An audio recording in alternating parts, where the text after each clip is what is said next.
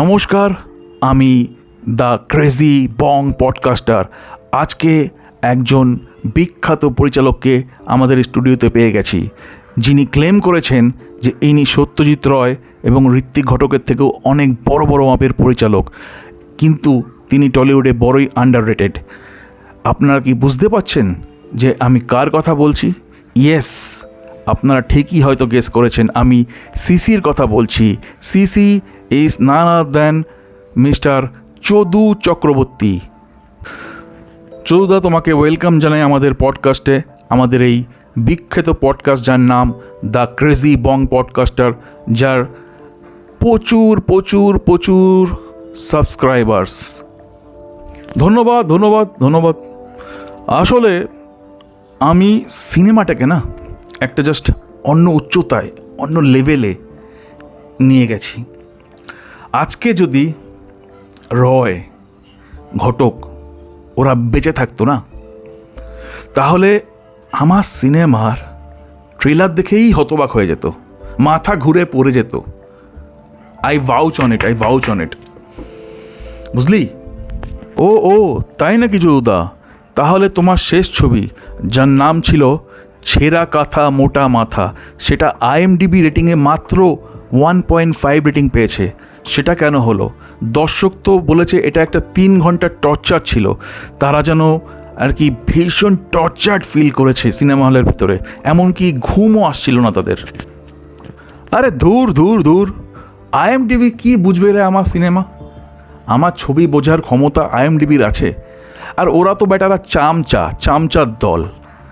আমার ছবিতে না আছে কোনো স্টার কিডস, না আছে কোনো আর কি কোনো স্টার ফ্যামিলির ডিরেক্টর পরিচালক, বেটারা তো নেপো কিডসদের চামচা। ওরা আমার ছবির প্রশংসা কীভাবে করবে রে?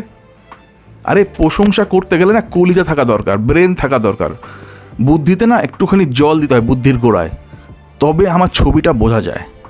ওটা বোঝা যে কোনো মানুষের কাজ না। Chodu Chakraborty out of the world, এটা আমি তোকে বলছি। আর একটা কথা আমি তোকে বলতে চাই, সেটা ক্লিয়ারলি বুঝে নেওয়ার চেষ্টা কর।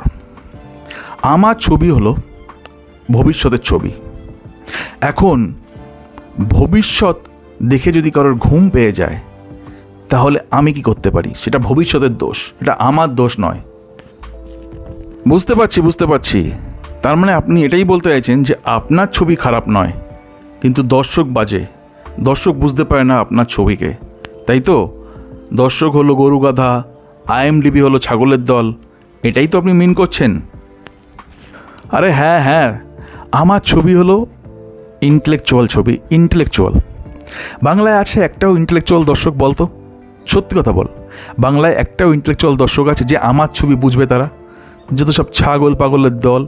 আরে ওই যে কি একটা হিরো আছে, যেমন মাথা মোটা তেমন বডি মোটা, আবার তুতলে কথা বলে, ওই অসুরের মতো বডি, অ্যাক্টিংটা তো একদম কি বলবো, জিরো বললেও লজ্জা দেওয়া হবে জিরোকে।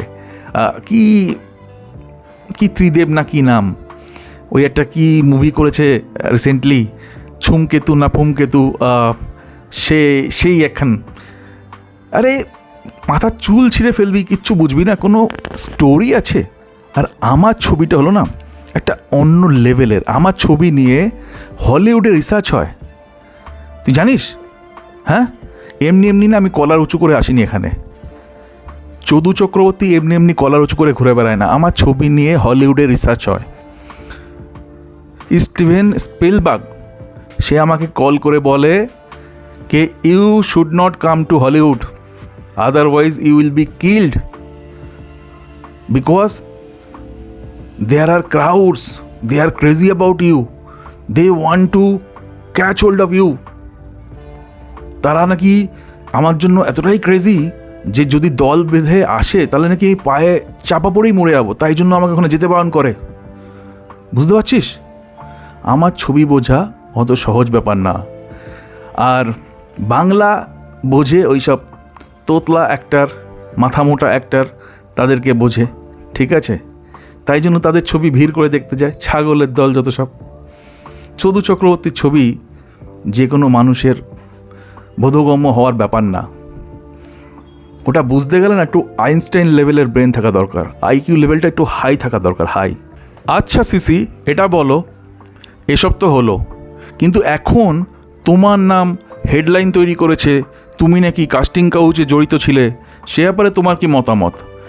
দর্শকরা জানতে চায় যে যে খবর তারা দেখছে সেটা কি সত্যি, নাকি এটা একটা তৈরি করা গিমিক, জাস্ট পাবলিসিটি স্ট্যান্ড? তোমার কি মতামত এই ব্যাপারে সিসি?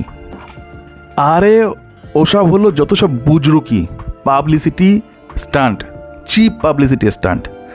আমার যে নামটা আছে না, সেটাকে ভাঙিয়ে ব্যবসা করার ধান্দা। আরে কি হয়েছে, ওই আমার নতুন ছবির সেটে হিরোইন বেটি দেখছি কাউচের পরে ঘুমিয়ে পড়েছে। আমি এদিক ওদিক তাকিয়ে দেখি কোনো জায়গা নেই, আমিও গিয়ে সেই কাউচে জায়গা ছিল, সেই কাউচের পরে গিয়ে আমি শুয়ে পড়েছি। তা কাউচটা আমরা শেয়ার করলাম টেকনিক্যালি। এখন সেইটা নিয়ে একটা বিশাল বড় প্রবলেম তৈরি করছে, বলছে নাকি কাস্টিং কাউচ। আরে বেটি, কাস্টিং কাউচ কোথায় হলো? আর দেখ, আমি বাবা স্ট্রেট, আমি খুব ভয় পাই এই ছেলেদের সাথে শুতে ফুতে, কারণ ইন্ডাস্ট্রিতে প্রচুর গে, ঠিক আছে? তাই জন্য আমি হয়েছি ওটাই আমার জন্য সেফ প্লেস, ওখানে গিয়ে শুয়েছি। সেই বেটি এখন সেটাকে নিয়ে একটা বিশাল বড়, কি বলবো, একটা বিশাল বড় ইস্যু ক্রিয়েট করছে। এদের কোনো কাজ আছে বলতো খেয়ে বসে? আমার মতো একজন ডাইরেক্টরকে নিয়ে করছে আর কি বলবো, কাদা ছোড়াছড়ি করছে। নোংরামি, একদম নোংরামি। টলিউডটা একদম নোংরায় ভরে গেছে। ভাবছি কুইট করব, সিরিয়াসলি ইয়ার, ভাবছি কুইট করব। ওকে, এটা তো বুঝলাম। এখন বলো সিসি, ওই যে রাখি বলে মেয়েটা, যার সাথে তুমি 2 বছর আগে শ্যুট করেছিলে, সেই মেয়েটা এখন রিসেন্টলি তোমার নামে মিটু কেন লাগালো? কি করেছিলে তুমি ওর সাথে?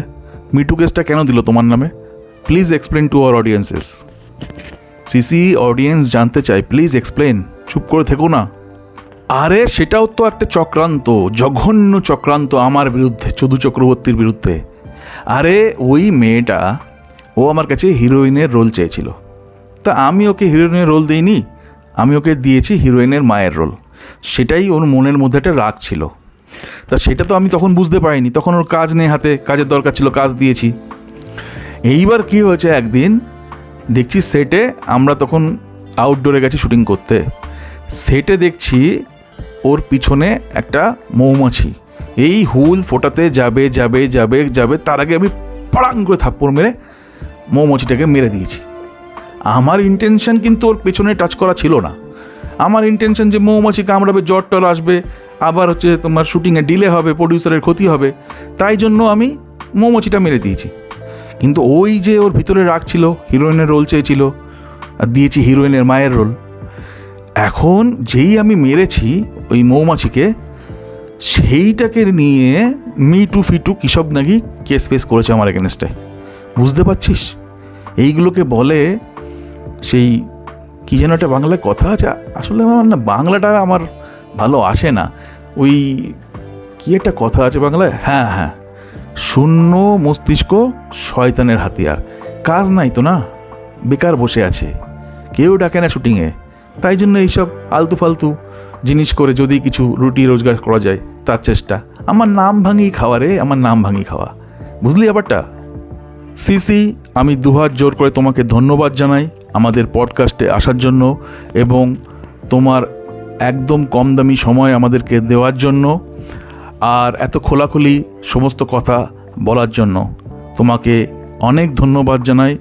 আশা করব এরকমই আর একটা অন্য পডকাস্টে তোমার সাথে আবার দেখা হবে, আর সেই পডকাস্টটা হওয়ার আগে পর্যন্ত তুমি নিশ্চয়ই এমন কিছু কন্ট্রোভার্সি ক্রিয়েট করবে, এমন কিছু ঘটনা ক্রিয়েট করবে, যার জন্য আবার আমরা হয়তো তোমাকে ডাকার সুযোগ পাবো এবং তোমার সাথে খোলাখুলি কথা বলার সুযোগ পাবো। অনেক ধন্যবাদ সিসি তোমাকে, ভালো থেকো। আচ্ছা, একটা কথা বলতো, তুই এই তোর পডকাস্টে আমাকে ডাকলি, তা বেশ ভালো, কিন্তু দেখছি এখানে না আছে কোনো সেই ডাইনামিক মাইক, না আছে কোনো আর কি খুব ভালো লাইটিং, রুমটা আবার কেমন যেন একটা অদ্ভুত মার্কা, এসি ফেসি কিছুই নাই। তোর এই পডকাস্টিং চ্যানেলে সাবস্ক্রাইবার কত রে?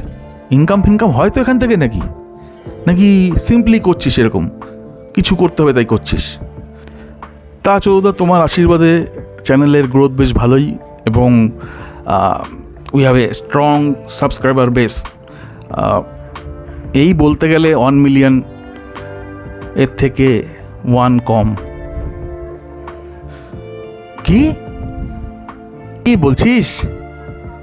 তা যা হোক, সে বেশ ভালো। আমি আবার অঙ্কটা একটু কম বুঝি, আসলে আমি আর্টিস্ট মানুষ তো, ওইসব হিসাব টিসাব আমার হয় না, অঙ্কটা আমি বুঝি না, এইটা বুঝি না। একটা ইনকাম হচ্ছে তো, আর যদি না হয়, এই পডকাস্টটা যখন তুই ব্রডকাস্ট করবি কিংবা পাবলিশ করবি, দেখবিখানে তোর চ্যানেলসে, সরি কী যেন বললি, হ্যাঁ পডকাস্টিং চ্যানেল, সেই পডকাস্টিং চ্যানেলে ভিউ থই থই থই থই করবে, জল থই থই করার মতো থই থই থই থই থই করবে, বুঝলি তো? তখন চৌদাকে মনে করিস, চৌদার স্টারডমটা বুঝবি, তখন বুঝবি। দর্শকরা, তোমাদের যদি এই পডকাস্টটা ভালো লেগে থাকে তাহলে প্লিজ আমাদের এই পডকাস্টিং চ্যানেলটাকে সাবস্ক্রাইব করো, ভিডিওটাকে লাইক করো, শেয়ার করতে ভুলো না। বিনা পয়সায় হয়ে যায় এগুলো, 1 টাকাও খরচা করতে হয় না। আর যদি এরকমই আরও ভিন্ন স্বাদের পডকাস্ট তোমরা পেতে চাও তাহলে কিন্তু আমার চ্যানেলটাকে তোমাদের সাবস্ক্রাইব করতে হবে, আর বেল আইকন, ওই যে ঘন্টা, ওটাকে কিন্তু বাজাতে হবে। তবে গিয়ে আমার বর্তমানের কাজগুলোর নোটিফিকেশান তোমার ফোনে ঢুকতে পারবে, নাহলে ঢুকতে পারবে না। ওকে?